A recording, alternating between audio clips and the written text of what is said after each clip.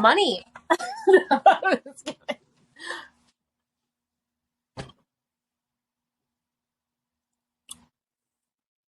I have gum. Is that super professional? Okay, I think we're recording.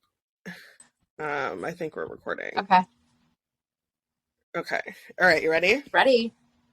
Hey, girl. Hey, girl. Happy motherfucking Wednesday. Whoop, whoop. Happy hump day. We did it. Happy hump day. We made it to Wednesday. We are here. Oh my gosh. Hi, everybody. I missed everyone so much.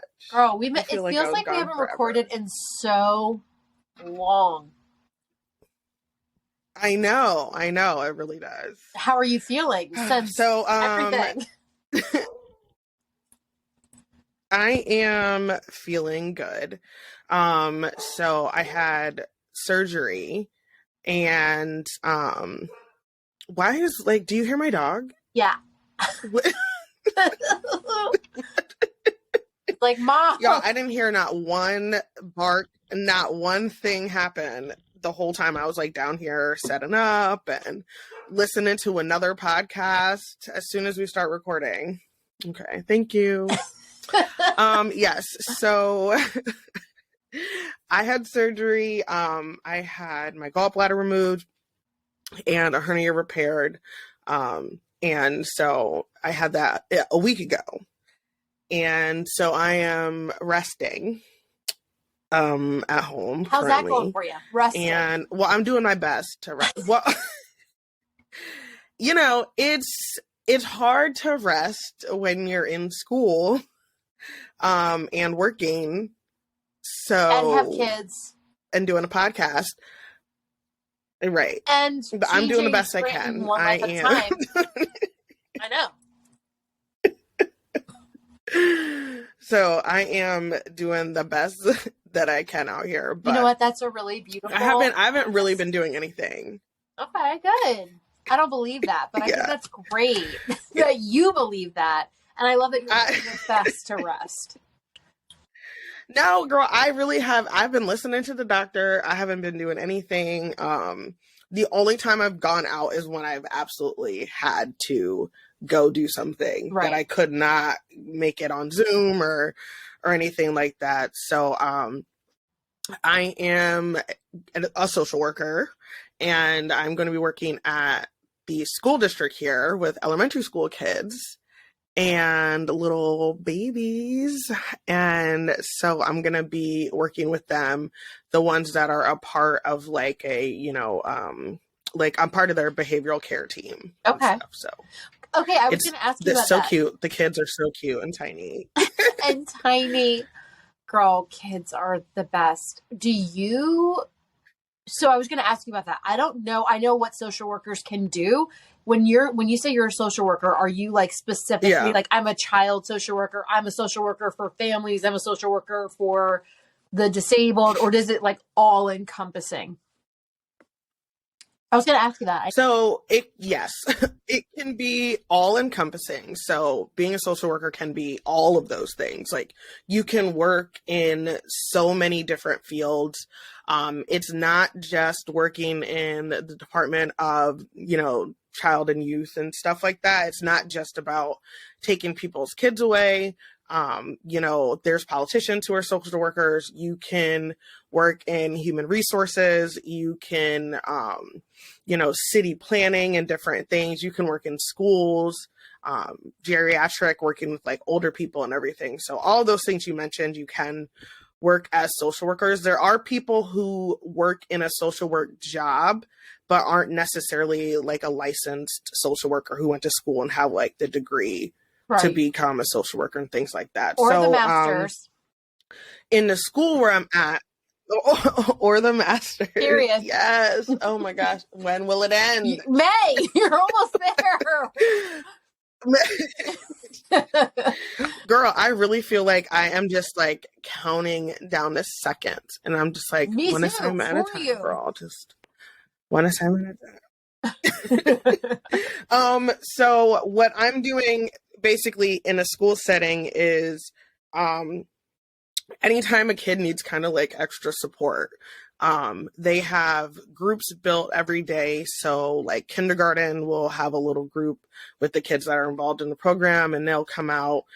They can eat lunch with us. They have like breaks to where if a kid just needs a break, like go get some water, go to the bathroom, come play. Like I played Jenga with a kid for like 5 minutes, and to kind of get them relaxed and stuff, and to sit still again and be able to go through. And then also in case there's any type of incident or anything, they can call us and like, hey, one of your students is having a hard time at recess. So, you need to come help them out in different things. So I'll have different kids as like their cases and stuff. So I have my own kind of cases that I'll be working on, and I'll be working with the kids. And you can also work with their families as well. So in case I ever need to meet with the family, I can do that in the school. I can do that in the home, different things.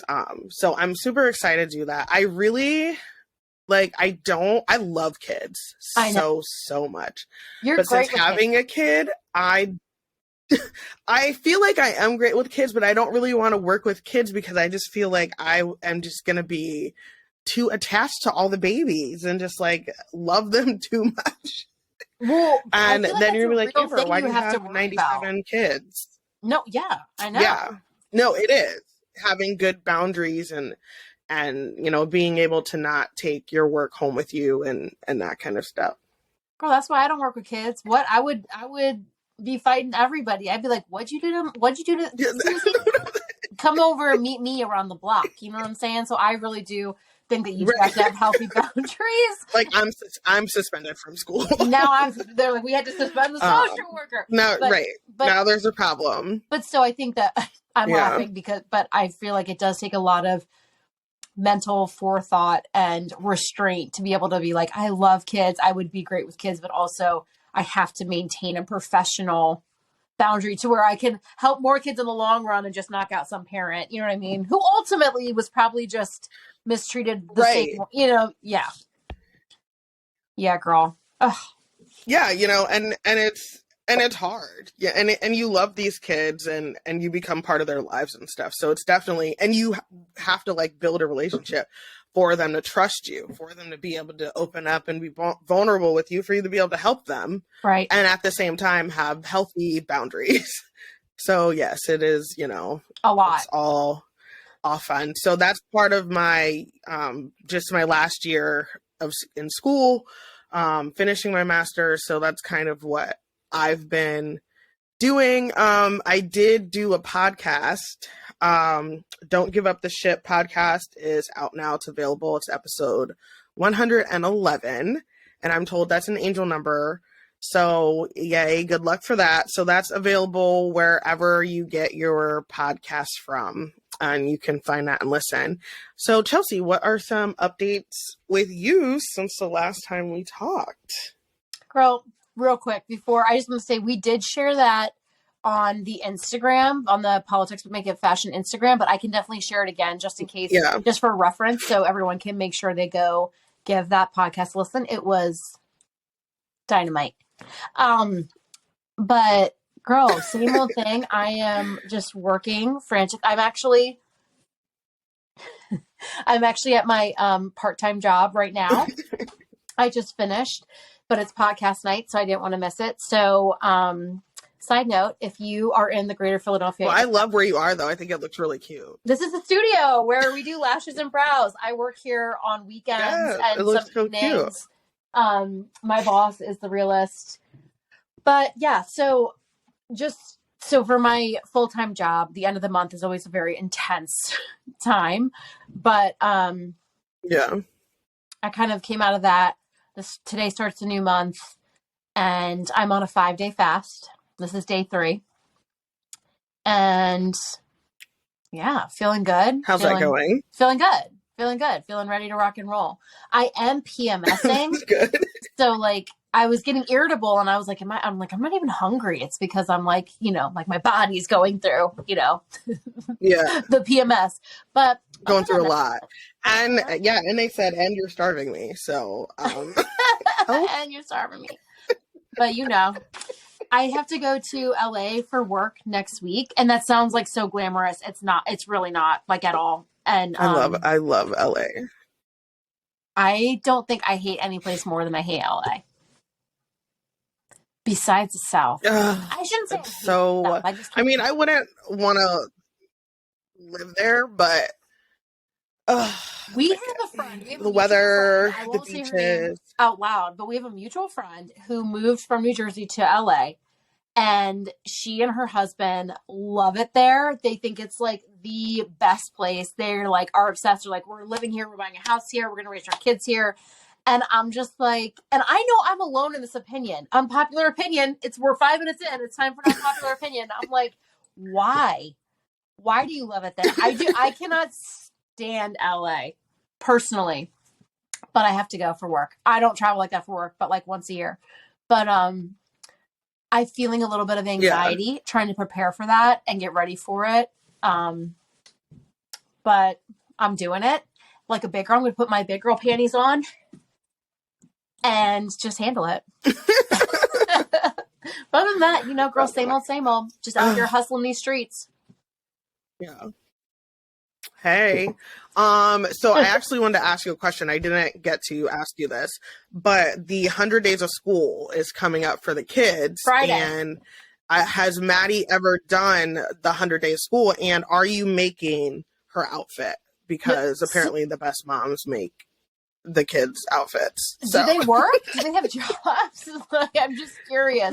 I don't, Chelsea girl, look. Because of course, so Maddie did do 100 Days of School. She did it last year, and I'm going to be honest with you. I'm going to recycle the outfit. I didn't make it, but I did put it together. I put my child's hair in rollers, and I tied a mum scarf around it. Okay. And then I put her in like this kind of like not pilgrimy, but like the dresses, like they're kind of old fashioned a little bit, with a cardigan sweater with just buttoned, white tights and ballet flats. And she looked like a mama. I'm doing that. It's Friday. Friday's my first day of school. That's what I'm doing, Maddie. Girl, I know you are hand stitching Jacqueline. Down to the very minute button detail for Jacqueline. Well, girl, I called myself trying to be like, not do all that. And because I am recovering, I'm supposed to be resting. Mm-hmm. So I ordered her a t-shirt that just said like 100 Days of School on it and everything. And so then she's like, well, mommy, this year I really want to be an old lady. And I'm like, I was like, I thought we wanted to wear a t-shirt. And she's like, no, we want to. No. And I was like, all right, well, we're wearing the t-shirt. We're putting a cardigan on. And I have a wig from last year. Okay. And we have rollers and stuff, and I'm going to do the scarf. But her outfit that she wore last year is way too small. I mean, it's completely like, she grew like 3 feet. So, girl. So I'm going to have to figure out something else. I feel like that's great. So I called myself being proactive and for what? Yeah. For what? Throw it away. And the shirt is so cute. It says like 100 Days Smarter. And I was like, but she's like, that's these kids. She's not vibing it. What can you do? She's like, I like where your head's at, but that's not where I'm going at all. So we're just gonna, scrap. Bring it back. We're not gonna do any of that. That's all right. All right. So so let's get into some stories here. So this obviously Tyre Nichols has been all over everywhere. Tonight, this afternoon, they had his funeral on. I saw it was on CNN. I'm sure they had it streaming on other places too as well.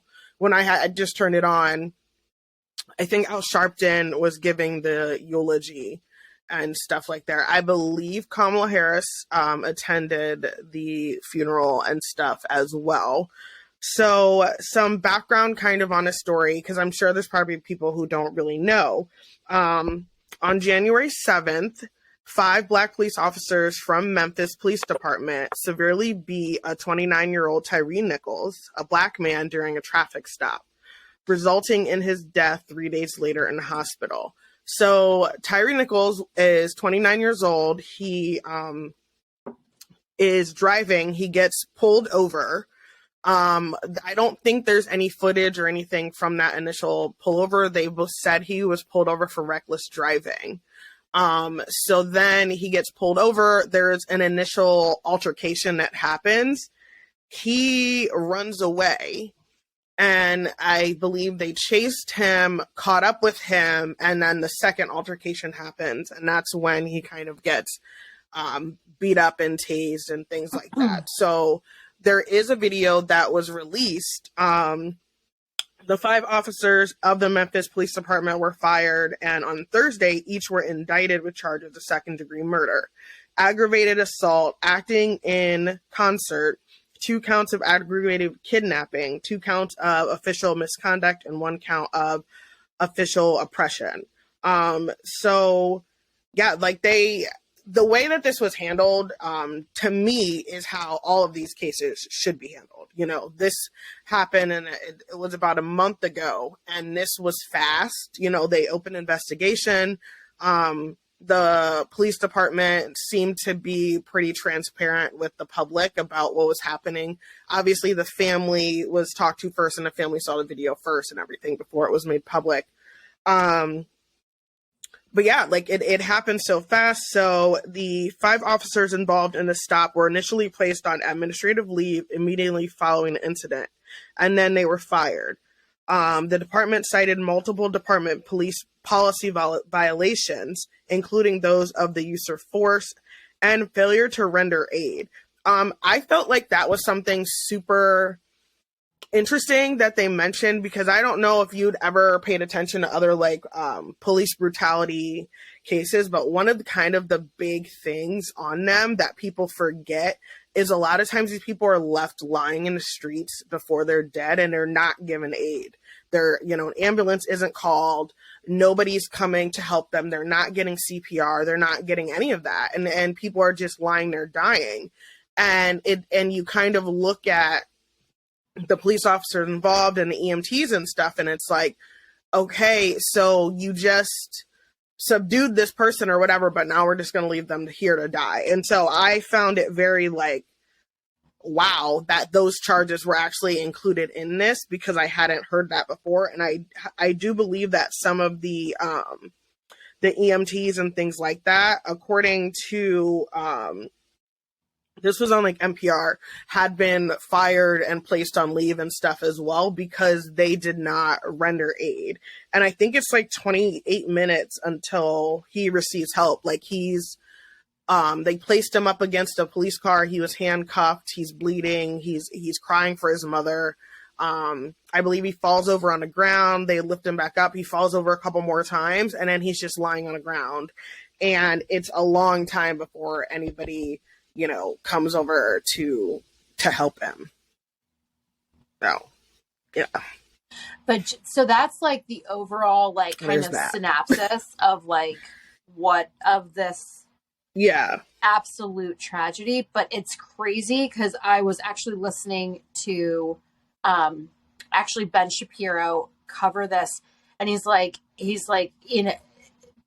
this is getting turned into all kinds of stuff, but like if you walk it back to the very beginning, the whole reason that they're being charged with 2 counts of kidnapping is because this pullover, this traffic stop and arrest weren't technically, that's one of the big questions right now that we're probably going to see as this case unfolds, is that like they don't even think this was a valid traffic stop to begin with. Like it's very questionable if he was even driving recklessly.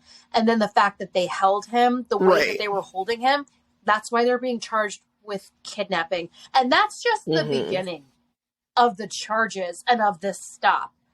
I cannot physically watch videos of this, but I did hear the audio and I sobbed. I wanted to ask you kind of about how you felt about the video real quick. I didn't watch it because I know that a lot of black people don't like sharing of the video and don't like that. Like we repeatedly see kind of black people being killed and left in the street. and things like that it's kind of like a trauma thing. But there's also people who believe like the revolution will be televised. You know, the whole reason that we had like a civil rights movement is because people got to see people being hosed off with fire hoses on TV, like on the 6 o'clock news. And that's the part of the reason why like so much change was able to happen. So, you know, Emmett Till's mother having the open casket so that the world could see what they had done to her son. So like, you know, on one hand, that's why we need these videos to come out there and to be out there. But you said you couldn't even watch it. So then on the other hand, it's like, does it do us like a good to show the videos? Because I feel like this is one of the first time you see the video and something's happened. The other time we've seen these videos and like, I think that it can absolutely be a tool. And I think that it's painful to watch, but for me, I'm not blind to the issue that racism exists to this very day in 2023. I'm painfully aware of it. I believe that there is police brutality. I can't watch anything like on TikTok, like cruelty to kids, racism. I know it's there, and I'm like trying to actively be a part in fighting it and speaking out against it, and absolutely not saying that it's okay. And I forced myself to listen to the audio so that we could have a conversation about it tonight. But that's a great question. So all that to say, I think for people who are like, because you yourself have said you've literally had conversations with people that are like, what are you talking about? Like racism isn't a thing. Like that was over when slavery was over. I feel like for those people, I think people of that ignorance, whether it's like ignorance that they won't let go, or it is just genuine ignorance because maybe they don't necessarily see it day in and day out, they do need to see that because that is happening right now in this very moment. But the audio was, I wept and wept and wept and wept listening to a grown man scream for his mother and be held up and assaulted. Right. Yeah. By the people that are supposed to help him out. Yeah. And so blatant, you know what I mean? And I think because nothing normally really happens, you're going to have situations to where you really see like it's just a blatant disregard for like their job and the law in these people's lives. Cause like they know there's cameras, you know, there's body cameras. And I think a couple of the body cameras or one of them was covered during the incident as well. So like they know they have cameras, they know there's like the dash cam footage and this kind of stuff is still just like, we think this is okay, that we're just going to beat this boy. You know, they said he was like 130 some pounds, like he was tiny. And all of these guys were like big, huge, you know, dudes. Well, I know that doesn't make it any better, but any worse, but the visual of that is just so, you know, because he was a small guy. The whole thing about this too, like as I was listening to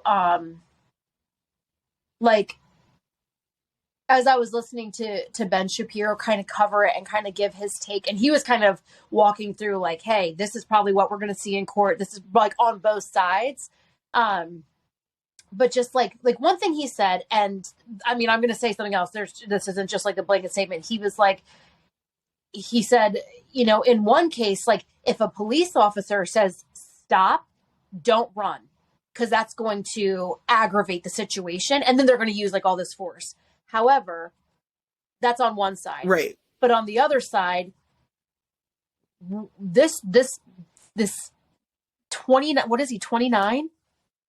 Oh my gosh, this 29-year-old person, barely a man, was probably so petrified, especially if he wasn't doing anything wrong. It was probably that fight or flight moment where he felt like he had to run. And then when he's being attacked, right. he did the right thing to run. So it's kind of like a don't run, but also like, why did he run? He was probably afraid for his life. Like you understand why. Yes. Yeah. Because I think that is honestly a good point, because there's a lot of people who will say, if you didn't do anything wrong, why do you run? If you didn't do anything wrong, then don't run away. But like, if people are beating you up and you're being hurt and they're not listening to you and you're scared, that they're going to kill you, like you Yeah, are going to want to run away. If you didn't do anything wrong, why are you getting pulled over? Very normal.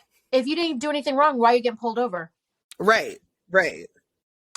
And then, too, these guys, these police officers were a part of the Scorpions. I think that's what they call it, the Scorpion group, where it's like a inner. You know, I'm always a little weary. Yeah, when you have a little secret police group, you know. Well, the thing that stinks about it is that apparently secret squirrel stuff. But like apparently the death rate in Memphis was like New York City just barely beat Memphis, and Memphis is like, I forget what, but like 1,000 times tinier than New York City, and their murder rate was right behind New York City's. And whenever this police force, which is supposed to have specialty training in everything, like talking to somebody, talking to an assailant or whatever you want to call it, talking to a suspect, physical combat, they're supposed to have top of the line, more intensive training. So it's kind of like the Navy SEALs of this police department, so to speak. And they were seeing murder numbers go down. Well, then this happens. So now here's the deal. Was the group squirrely? Maybe. Were we seeing some good benefit from it? We were. But now guess what? The group's completely disbanded, because now they're like, no matter what, the 5 of these cops were a part of that group. So you're just done completely now. Like we're done with this. The Scorpions or whatever. I don't like the name, but apparently that's disbanded. And there's so many things from start to finish in here and listening to it that it's just like, I still to this moment don't understand. I know that it has to be a very intense moment when you're pulling somebody over. You have no clue how they're going to respond. And nowadays, we have no idea how a police is going to respond to us. We have no idea what's going to happen. We have no idea. There is no trust. So that's already intense. And that's already like very heated, I feel like. Very chemical. But I don't understand how it then turns into, let's hold him up. I'll hold him. You punch him in the face. Because like now we are so far away from training, it's not even funny. And I do believe like I'm sure there are blurred lines where maybe cops take it too far. Maybe they don't take it far enough. But that right there, like the line is, we can't even see the line anymore. Like, holding up. Yeah. And we're all just taking. And that's why I was saying it was such a blatant, just disregard for like anything. He was. It was really just like above They were all and beyond. Kicking him like a gang. Yeah, like like when you're down and they just kick you like in prison. That's what these cops are doing. Yeah. What? But I feel like sometimes those those squads and things like the Scorpions and stuff like that can empower them and make them feel kind of like a gang. And it does suck when you have something that is working and you have people that ruin it for everybody. And we've all been part of situations where people have ruined it for everyone else. And hopefully that they can come to another way to figure out how to combat crime and stuff like that and figure something out. But it's like that, we'll have to figure something out and maybe they'll have another variation of that group or something, but police officers are the ones who go through all the training and they're the ones who are supposed to be professional and remain calm in situations like this. And I just really feel like the onus is a lot of times on the person being pulled over, on the person being stopped to keep calm and be professional and everything that like they have training to be able to do that. And I don't really understand kind of that mentality because the situation is very intense and it can be very scary. So if that's your job as a professional and you have the training for you to remain calm and try to de-escalate the situations, then that's important for you to do. But I think a lot of their training teaches them that de-escalation can be dangerous for them and can put themselves and their partners in a dangerous situation. So the answer isn't always to de-escalate the situation. It's to maybe keep it where it is or kind of escalate it to the point where you need to control the situation. because so many of these incidences are happening, and we talk a lot about the training, but what exactly is the training? Like, what are they actually being told? And what does it look because like? so many of them are saying like, oh, right, I feared for my life. So so their first thought is to pull out their gun and just to shoot without asking any questions. And, is that the training that they're receiving? Is that what they're being taught? Are they being taught to try to de-escalate situations, or are they being taught that, hey, everybody's crazy and everybody has a gun. So just, pull it out and kind of hope for the best, because that's, in these situations where we're seeing police officers jump to violence and jump to use of force so quickly. And when we're watching it, like, we just don't really understand kind of why that's happening. So like, yeah, what is actually their training? What are they being taught? How are they being taught? There's a police department that was using all Black people as their targets for their gun ranges. So like, if you're in a police department like that, like, and that's your training, who do you think you guys are going to be shooting? Like, subconsciously, in your brain, like, who do you think you're going to be afraid of? Who do you think you're going to be nervous around if all the targets on all your practice people that you're using are all Black? Like that, you know what I mean? And that filters down to your day-to-day job. So like, yeah, we could say, well, the police department needs more training, but like, that's the training they're getting. Right. Where was that, by the way? What police? Oh, I'm about to look it up really quick. Because if you live there, probably you should move. If you live there, you should probably move. Jeez Louise. But see, like, and then that's something that I feel like I might not see it as much as a white woman, but I also might not see it as much because I live in a very diverse area where, like, I don't know, but like, I'm telling you right now, one thing is why the jump though to like aggressive violence against suspects is what I need to know. Yeah. This said there was a Michigan Police Department. Ugh. In the Midwest. Stay on the East Coast, everyone, where you're safe. Yes. Yeah. But that it definitely is. No, go ahead.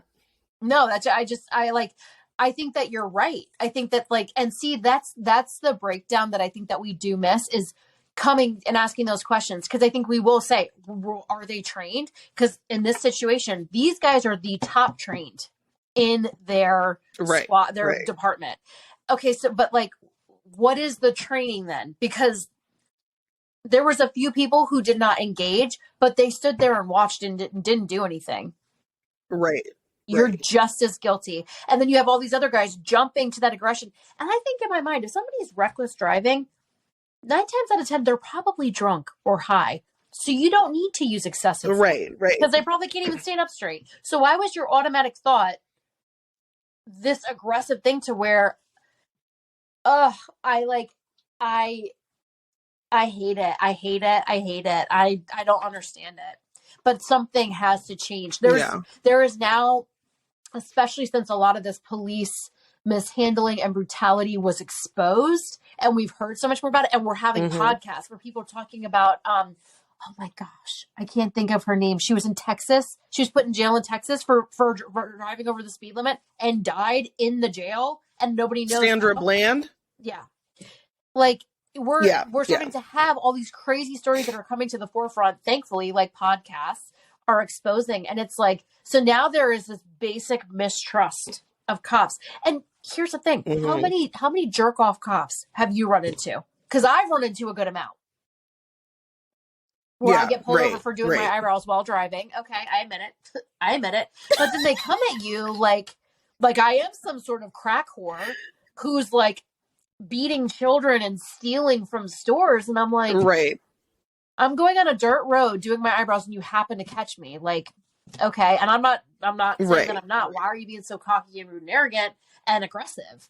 But like, I can't imagine, like, that's just one situation where like I was more annoyed than anything. But like being afraid for your life and not knowing what's going to happen when you get pulled over is a whole different level. And there's this now intense mistrust, I think, of the police. And then the police, we don't know what they're being trained on because they don't trust us. And there's that aggressive, like, instant jump to violence and aggression. It's like, we need a whole overhaul and a whole remake. But there's still a lot of people out there who don't even believe that the police treat people badly, you know, because they've never been treated bad, you know, and there's, you know, well, you need to respect them and you need to do this or you need to do that so that you don't get treated this way or that way. And at the end of the day, it really doesn't matter. You know, disrespecting somebody is not a reason to arrest them or to abuse them or to beat them or anything like that. You know what I mean? You know, whatever the reason is, maybe somebody's just an asshole, but like, that's just not a reason to escalate a situation to now you're so pissed off because somebody didn't show you the respect that maybe you do deserve. And so now you're escalating the situation instead of just like writing them a ticket or giving them a fine or whatever and just moving on. It, you know, because somebody doesn't respect you or do whatever. And it's like, yeah, dude, should they have treated you better? Yeah, they should have, but they didn't. And at the end of the day, that's not a crime. And, you know, whenever these things happen and people will say like, you know, oh, well, he was high or, you know, he did this in his past and stuff, like they didn't know that when that was happening. You know, they didn't know if he had drugs in the system. They didn't know if he had a criminal record. All they knew was that this was just a guy that was right here in this moment. All that stuff comes after her. And that's just not an excuse. You know, police aren't supposed to be judge, jury, and executioner. You know, everybody's supposed to have the right to a fair trial. So like, if you think somebody really did something wrong and you believe that, and there's a leg to stand on, then arrest them and take them to jail. Like, you know what I mean? Then let them go through that process. If old boy was reckless driving, then let him go through the process of that. You know, killing somebody over that is just insane. And even if the person saying, well, he ran from the police, okay, so what? Like, y'all can look him up. You know where he lives. The boy weighs 135 pounds. Okay. He was going to his mom's house. You could have found him. It would have been okay. You know, well, like, you can also chase him and kind of subdue him. Nobody told you to beat the crap out of him. Like, how? Because again, like I'm saying, I'll stand by this. Do not run from cops. Right. Don't do that. Like, do it. But also, if you are going to run from the cops because you are afraid or you're nervous or they said something and you're triggered, okay, then they should probably catch you, hold you down, and then arrest you, put you in the back of the cop car, drop you off to jail, book you. Period. Right. And I also, but like, I think this comes back to the conversation, and I see this so much, and I think that I'm not trying to oversimplify it because I know that sometimes it can be complicated, but I also know that sometimes it's not complicated. People get so, I had a conversation about somebody about this, and the instant response was, well, not all cops are bad. I literally never said that. Okay, well, no, I didn't even say that. Like, but again, it's like, so we have people like we're arguing about, are all cops bad or are they not? Are they all evil or are they all great? Yeah, right. What if there are some great ones and then there are some ones that are have been wrongly trained or they're power hungry and haven't been held accountable because people that they work with are standing there and not doing or saying anything.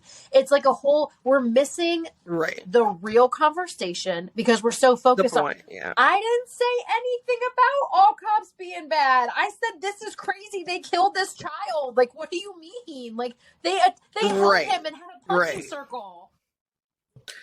And the thing about it is, if you are a police officer and you are a good person and you think this is wrong, then you should be able to say that. And you shouldn't face any retaliation. And if the people who were standing around, let's say that this never came out and they were standing around and they went to their superior and said, hey, look, I didn't do anything then, but this is what happened. This is kind of what I witnessed and what I saw. How do you think that person is going to be treated?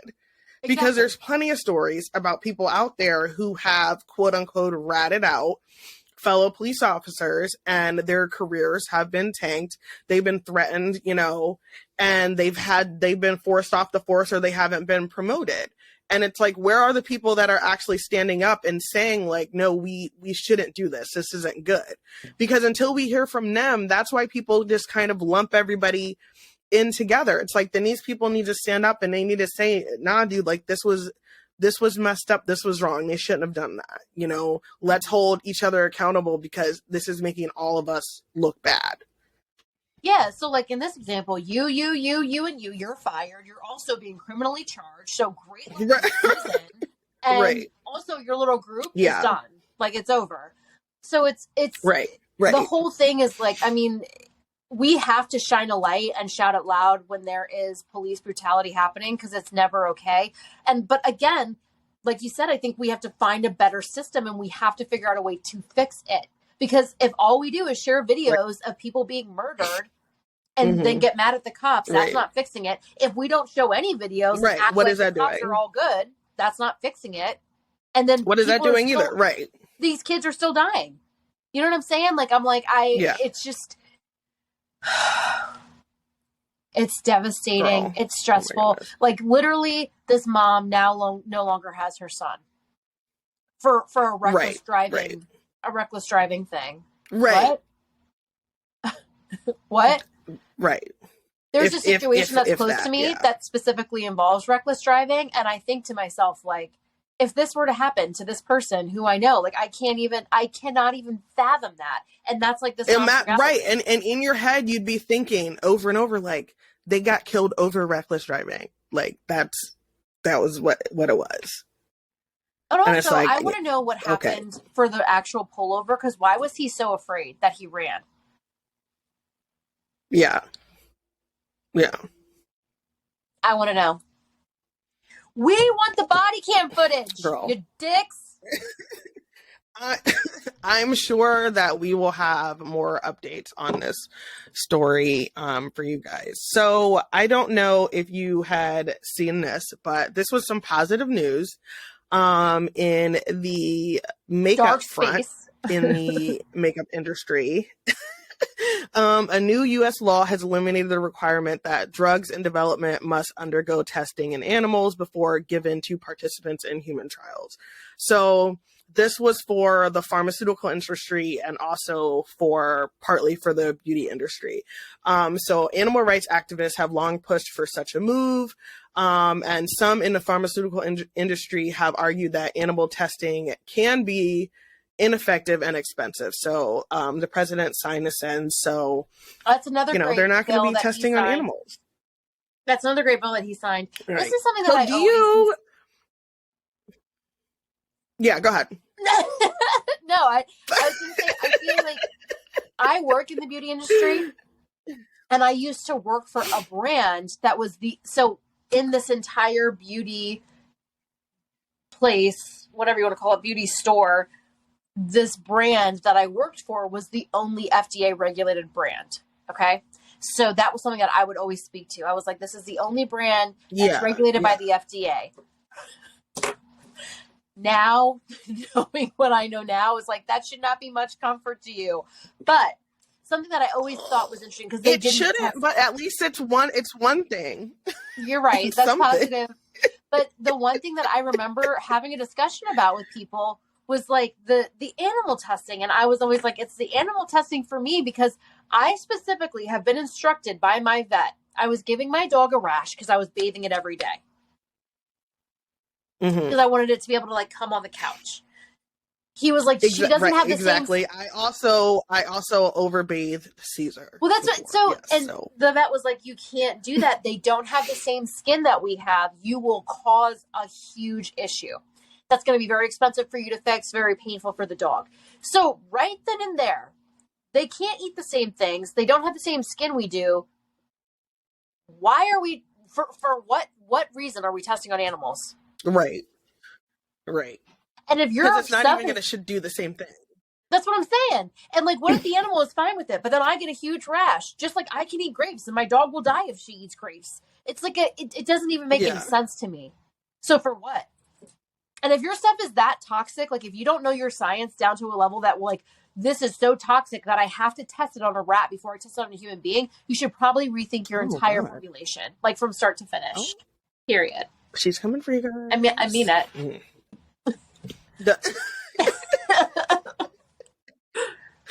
All right, so this is something that my grandma, I don't know where she heard this at, but she did. And she would tell me that I needed to be careful because when I get my nails done all the time, that like when I put my hands in the little oven thing, that it gives you cancer.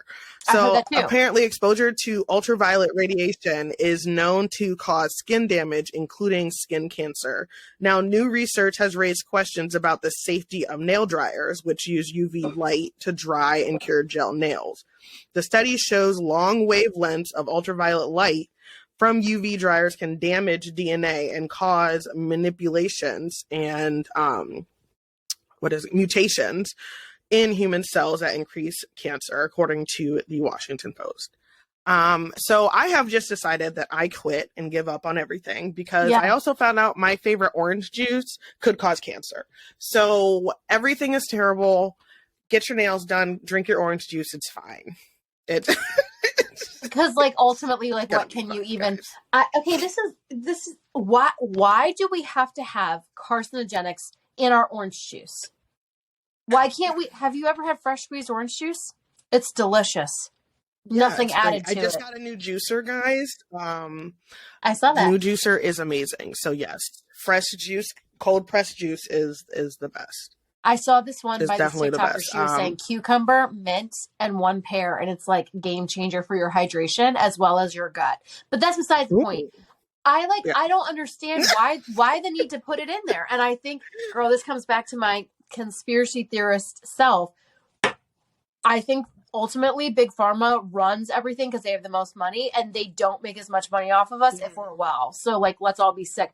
Like literally, like why do we need to have a carcinogenic in orange juice? Like somebody please tell me. Right.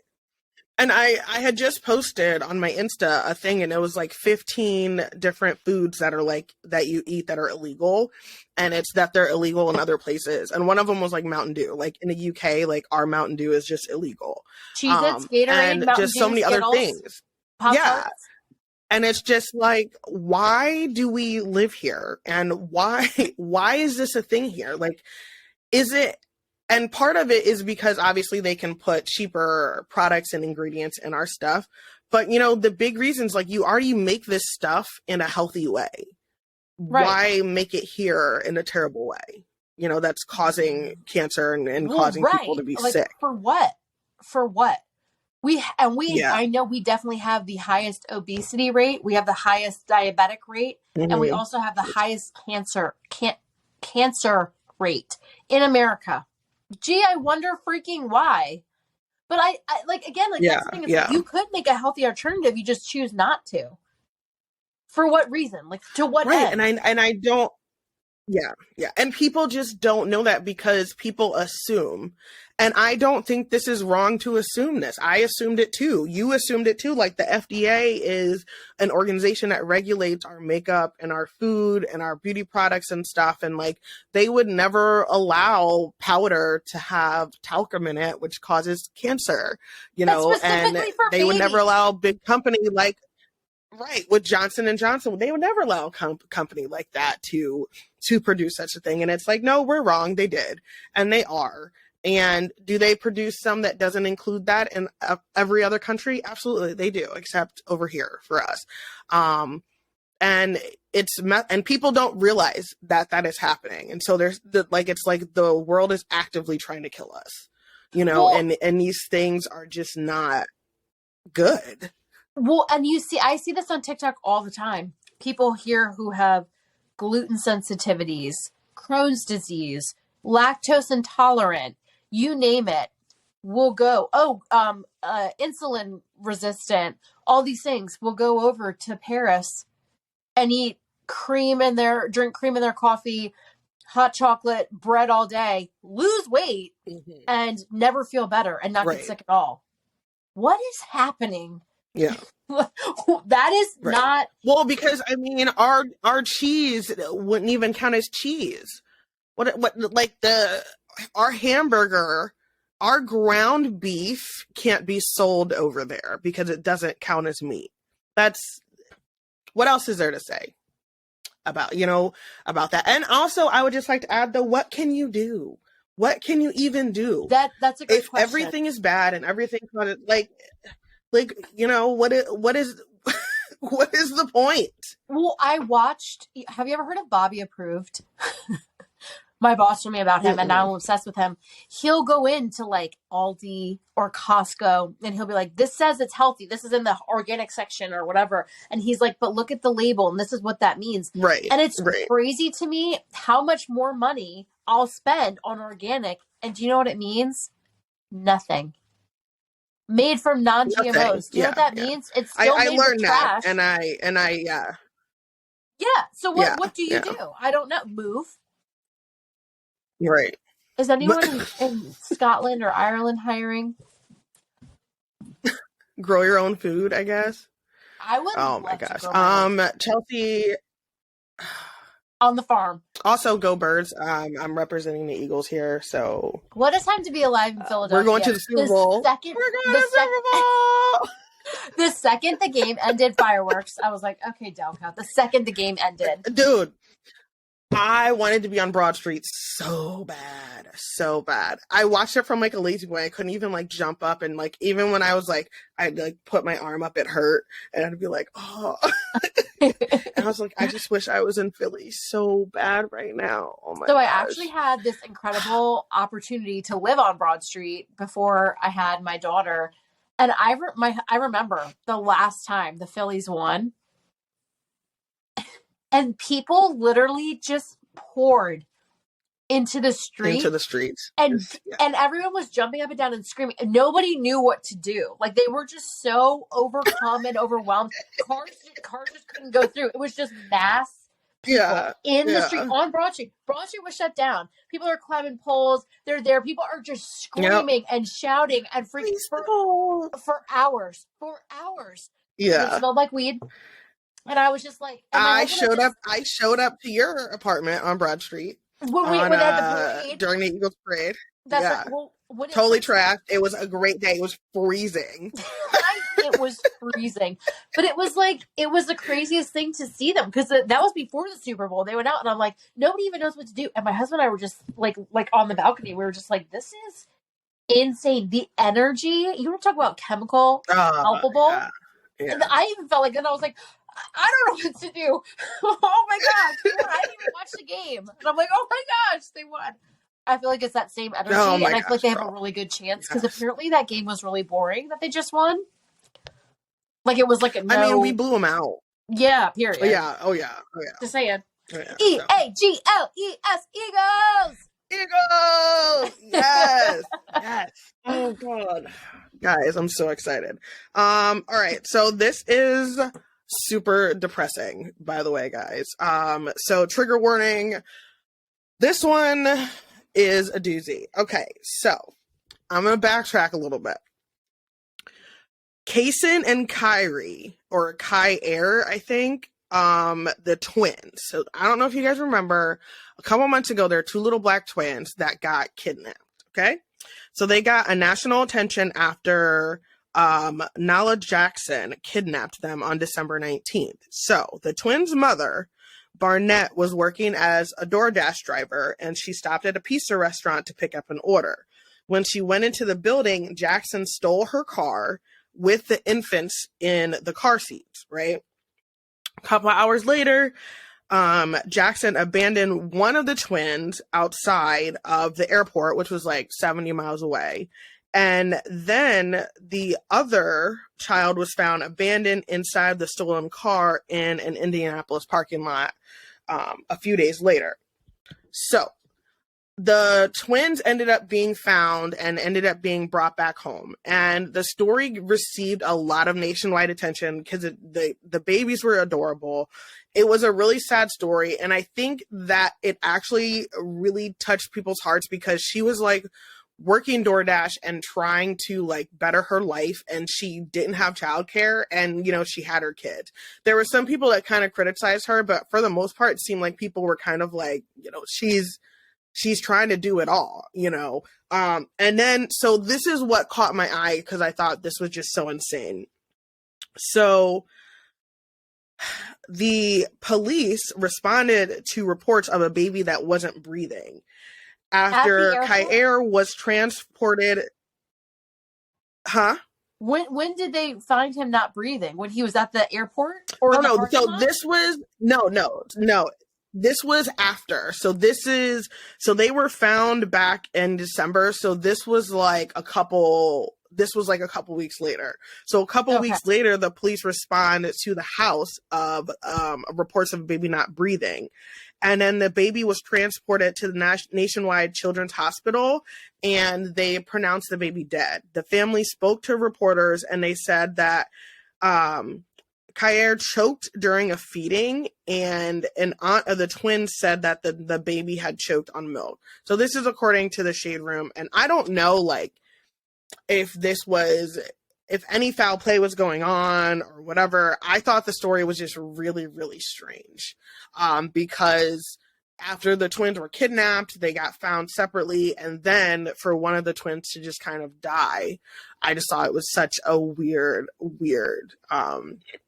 story. And initially the story kind of touched me because, I'm a single parent and it's hard out here. You're trying to work, you're trying to earn money. And if you're doing something like DoorDash, like, you're probably not making enough to pay for childcare, and I just put myself in a position and say, like, okay, well, when I was trying to pay for childcare for one kid, it was like $650 a month. So for twins, and infant twins, I can't even imagine what that would cost. And so, like, I know she didn't make enough money to do that. And it's either like you have a choice of sit at home with your kids and not work and not make any money, or try to have a job and make money, but not, like, you have to take your kids with you, Right. Like, I mean, I feel like anybody who has a problem with that clearly has never had that issue. You're probably extremely privileged in that sense that you've never had to not be able to be in that position where you have to either choose, I don't have childcare, so I can't go to work, or I'm going to go get a job and be proactive where I can make money. I'm just going to have to take my kids with me. Right. But I'm confused. Because you were saying that your daughter was... Oh, go ahead. I'm just confused, though. Like, how do you choke on milk? I understand choking, but not choking to death on milk. Right. And that, well, because I was wondering the same thing, because I was like, if they were eating cereal or something, I could understand that. But I thought the choking on milk thing was really weird. And she said he choked on milk during a feeding. So he was being fed. So if you're choking and a child chokes, trust me, it's obvious. Instant, right. I'm confused. Yeah. Exactly. Yeah, me too. No, it's definitely weird. I don't know what's going on. I thought the story was definitely just really, really, yeah, me too. Because it was like such a sad then happy story. Because the kid, because they were found and stuff like that or whatever. But no, when you were telling me earlier today that your daughter was sick, and when you're in situations like that, it's like, if you don't have anybody else to watch them, then you're taking them with you, she would have been coming with you today to do whatever, or you would have had to totally take off work and then just be home, the whole day. And that's like, you were going to say that, like, when you were saying, like, you're a single mom and it's hard. And I'm like, I'm thinking in my mind, I'm like, I'm not a single mom and it's hard. And I have, like, people who are readily accessible if I'm like, I need help really bad. You know what I mean? And it's still hard. Yeah. So I'm like, Yeah. This is really bizarre. I really hope to follow this and get more answers, because I hope the other baby's okay too. This sounds so weird. Yeah, no, it really, really, really does sound super weird and strange. I hope the other kid's okay. I don't know if she has any other kids either. But I just was like, ooh, girl, yeah. Mm-mm. Look at you keeping your professional boundaries right now. Girl, because I would be in there trying to take all the other kids away. I'd be like, no, what? We just need to have a timeout. Come here. for everybody, for everybody's kids. We just Well, need to have, especially when you're like, like, sis, I'm a rooting for little, you. I'm rooting for you. I'm like, you got to take the kids in right, DoorDash. Good for you for right, getting out there and hustling. right, yeah, What happened? right, exactly, yeah, yeah. How old are these? How old are these No, babies? ooh, they were a couple months, like they were So they're babies. little, like little. Ugh. Yeah, yeah, yeah. No, they You were know what? I little. feel like, Yeah. not to be negative, but I feel like the world can be so dark. And when kids get, when stuff like this happens to kids, it's just like, it's such a failure in so many ways. And I think, like, I instantly think of like the church that's supposed to be like, I feel like if the church was doing what they're supposed to be doing, we wouldn't have people that were like, oh my gosh, I don't have childcare. Or like, I have to think of like either taking my kids with me or whatever. I feel like there would be like systems in place, there would be support, and it's just like, I can't, girl. This is tragic on so many levels for So me.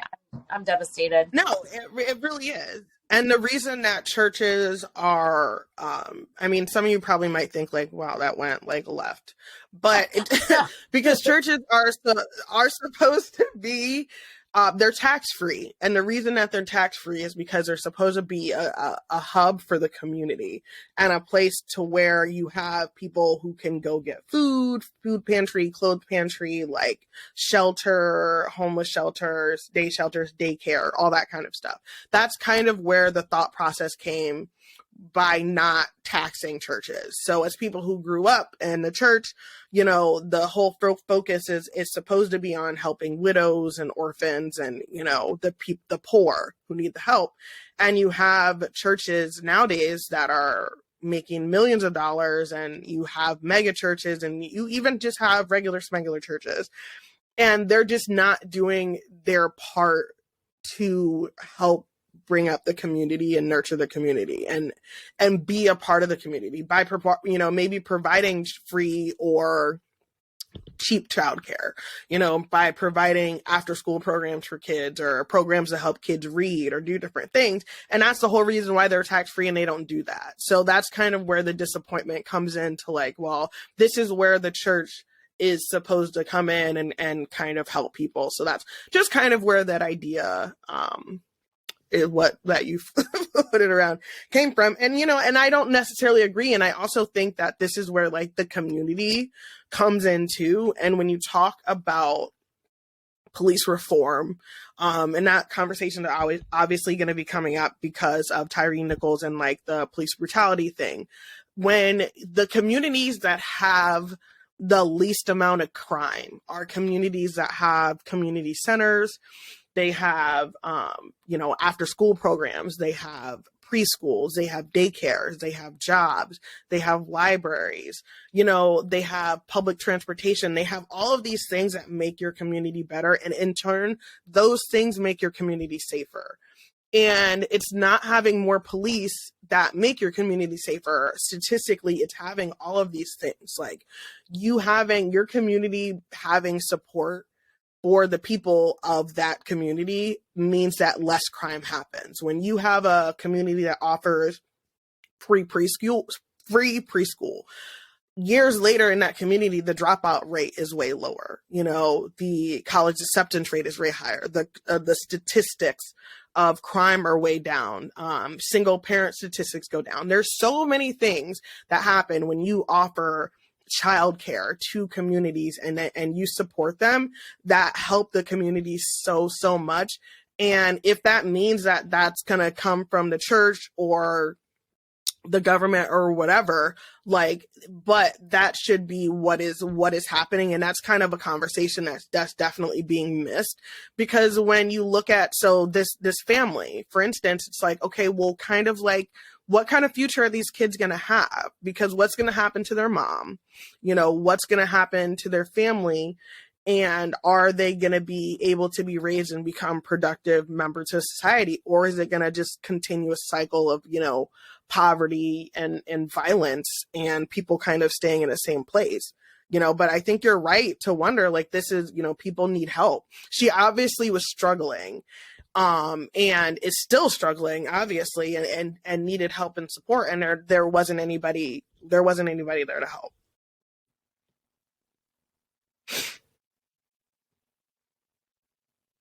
I hate it.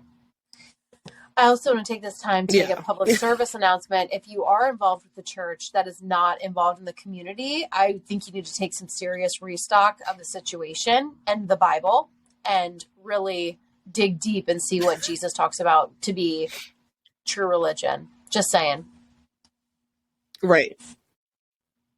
And I think of that too. I'm like, I looked for a church for forever. I'm like, and I'm super proud to be involved with the church that I went to in the city. They created a church funded after school program for people in Philadelphia because the children in Philadelphia, in the city of Philadelphia, have the lowest literacy rate. So they're like, listen, dig deep, people. We're paying for this. These kids are coming here. We're going to pay for buses to bring them here. We're going to provide a safe place. We're going to pay for all the clearances for the volunteers. We're going to volunteer. We're going to teach these kids to read. We're going to make a difference in the city that way. It wasn't just like, come to my church, come to my church, come to my church. It's like, how can I be? And the church I go to now, I'm like, you know how they're celebrating the Super Bowl? The hunger rate in Delco went up by 14%. And then the food donations went down by 10%. So hunger went up, food donations went down. So they're like, you know how we're going to celebrate the Super Bowl? We are literally hitting up all these people. So we canvass like, I think it's 18 miles, like hundreds of thousands of homes. And we're like, hey, we're collecting canned goods. We're going to pick them up next week. Just drop it off at your doorstep. I'll come pick it up. And we have so many people committed to be like, oh yeah, I'm going to give. People thought it was great because it's like, we're going to come pick it up for these people who are hungry. All you have to do is literally put it outside your door. I'm not going to bother you on Saturday morning. I'm going to come pick it up. And in my mind, I'm like, that's what I'm talking about. That's what this is all about. So if you're going to a church that's all about like the music being like loud enough and like the lights being right and like the sermon being only 45 minutes, you need to rethink yourself. That's all I'm going to say. I think that's a great idea. And when you told me about the literacy program, I thought that was absolutely amazing and something that so many other people and other organizations and churches should be doing. And just by doing that one thing, like in a few years, you'll see the impact of that because those kids will move on to middle school and high school, and they'll probably have a higher success rate of graduation and going to college and things like that. And that can really impact a community. And it's those type of things that help build a community and help get people out of poverty. It's not necessarily over policing and criminalizing everything. You know, it's actually helping people and giving them a hand because so much crime is because of poverty, you know, and do you remember violence is because of poverty. And you probably don't even think of this because it's just like what you do. But do you remember when you helped to start the program in the juvenile detention center in Illinois? And like I do, yeah.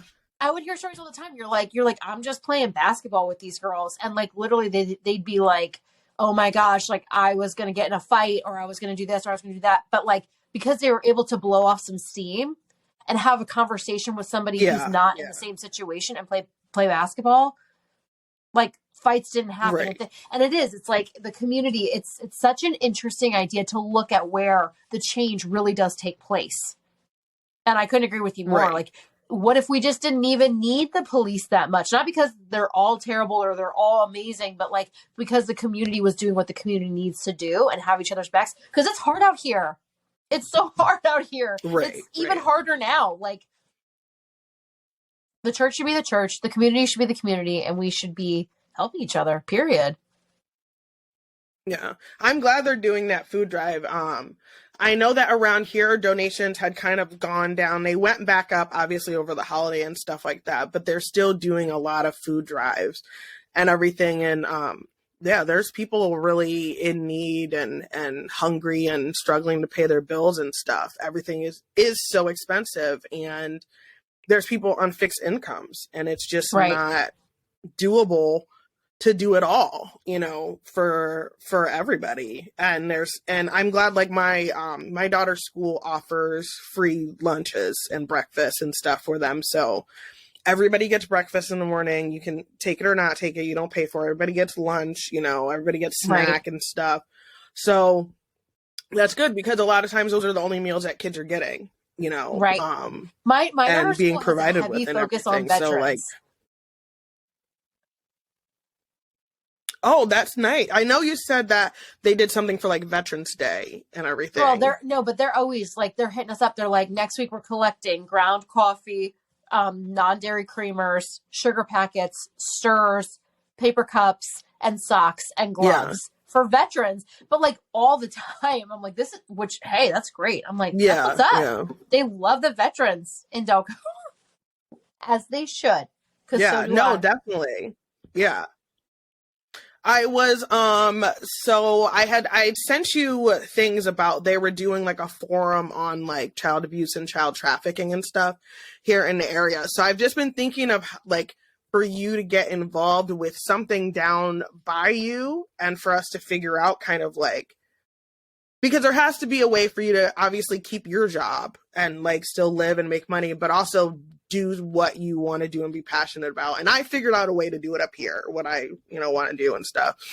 Right. And for you to kind of get involved in, and even maybe just create something, like, create space for yourself, and find a way to look at this organization, that organization, and find a way to kind of create something that works for you and your schedule and that you can do, but also, like, make the impact that you can make, whether you start collecting clothes for women who are trying to get out, or nice clothing, or whether you offer, lashes and makeup for people who are going back into the workforce, or, whatever, for us to find a way for you to kind of, like, try to, figure out something for you to give back. And especially if, like, your school district and stuff, if they're really big on helping people and the veterans and getting donations and stuff. So we're looking for donations for vets too. If you guys have want to donate to a new roof for American Legion Post 274, we have a Venmo. So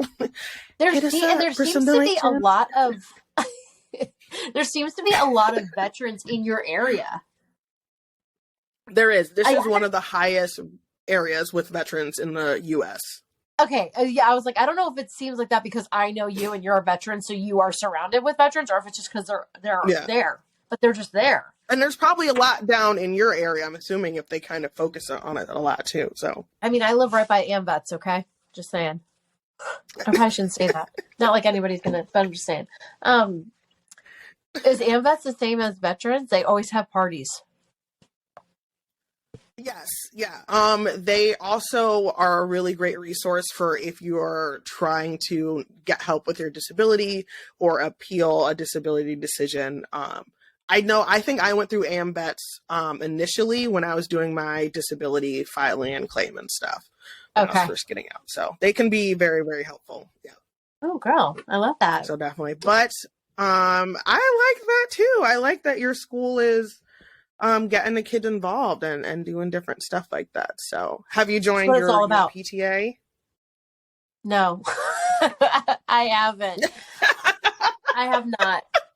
But you know what? That was one of my goals, though, to get involved in my community. Because I don't know why, but this is actually something, side note, like my whole life, I've always been involved with things that are so far from where I live. And I don't know why. Right, yeah. Anyway, I am. But so now I'm like, okay. My husband and I were like, our daughter's going to the school. She's going to do all local sports. And we were looking for a new church, and we were looking like all far away. And he was like, we're like, no, we're going to church like in here, like in our county, all this stuff. And I feel like we've made slow progress. So our daughter goes to school. Right. She's enrolled in local sports, and now we found a church. But I do think that that's the most important thing. And I think that's the one thing I'm feeling out with my church is like, I'm not joining anything if you're not involved in the community, because you're clearly not a church if you're not doing that. So that was a huge thing for me where I was like, okay, these people are doing a ton in Delaware County. So I want to be involved, but, low power mode. But yeah, so I definitely do need to get involved in the PTA because I definitely think I probably bring, I don't know, where I live, my perspective might not be super different, but because I do live in a very blue collar area where everybody works a lot, works really hard, values family, and like show up for the kids. It's really like they had a father-daughter dance at my daughter's school. I saw the pictures. But they weren't even, girl, I can't stand them. They're so cute. But it wasn't, first of all, I love that they didn't call it father-daughter dance. They said it's for the girls of the elementary school and their special someone. So like whatever, like an uncle, a dad, a brother. Yeah, I like that. When I tell you these men who are all like workers, like we're talking about plumbers, construction workers, electricians, they're all lined up outside of the school. Like these men showed up and showed out and they were dressed, honey. We're talking like khakis, a button up. And I was like, you know, and it is really great to see that like they were doing it for them. Oh yeah, they were probably mortified. They were probably like, oh my gosh, but they all did it. And I'm like, the way that my community shows up for the kids, I really love. And it's not like a wealthy or whatever community, but it's so nice to see that. But yeah, we all need to be involved in our communities. And I really appreciate that comment. And I'm going to take that as great accountability and make the time to get involved because it matters.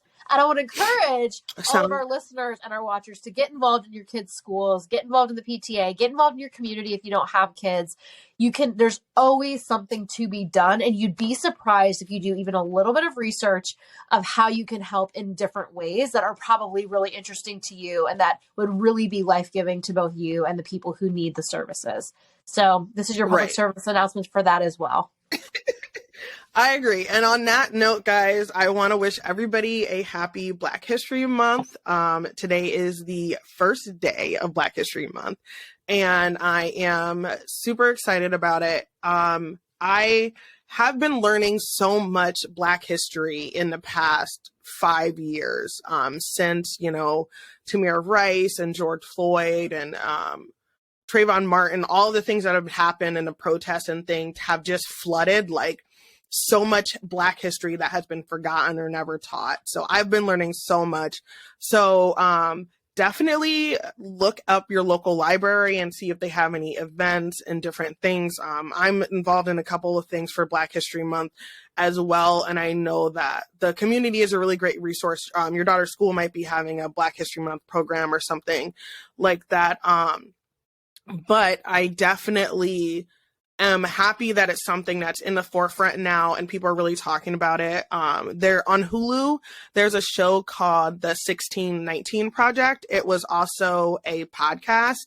I listened to the podcast, guys, I probably listened to it like 5 times. It's so good. I started watching the show. It's amazing. You'll learn so much. So definitely step outside your comfort zone, watch something you didn't think you'd watch, like support Black creators, support Black podcasts, support Black businesses, and everything during Black History Month. Really get out there. Our Target has a really great Black History Month section, and it's like local small businesses, and they have some really great stuff, and you can see like where the proceeds go to and stuff like that and everything. So it's really, really great. I'm glad it's like definitely more mainstream. I don't know if you guys know this, but I know we're like almost at an hour, but when I was in the Navy, like Black History Month was literally the most racist time to be like alive because like I don't know what would happen, but like the racist people would just like get real emboldened and mad when it was Black History Month and just like it was like, I'm going to be extra racist because it's Black History Month. So like for a long time when I was I really kind of shied away from it, and celebrating it and stuff. So after I've been out, it's been really nice to kind of see like all the history and learning about different things. Like I said, like there's so much that I still don't know and that I learn all the time. So definitely, guys, definitely get out your comfort zone. Check out 1619, the podcast, or even the show. And we'll be back next week with an all new also check out the politics. Also check out the politics, but make it Fashion One Instagram. Amber Viola created some very beautiful Black History Month art that we shared on there. And I'd also like to encourage you guys to share your art for Black History Month with us so we can post it on our Instagram. And yeah, happy Black History Month, everybody. And I will be part of the panel for Thursday, February 2nd, Mind Over Matter, Veterans Wounded Within. It is WVIA, our PBS and NPR affiliate. And I also have a podcast coming out on NPR on Thursday. So dying. That is like a nerd dream. I'm dying, guys. I'm going to be on NPR. So I will definitely post a link in our socials, but it's called Mind Over Matter Podcast. And it is about PTSD and mental health issues dealing with veterans and things like that. So we will talk to you guys next week and chat soon.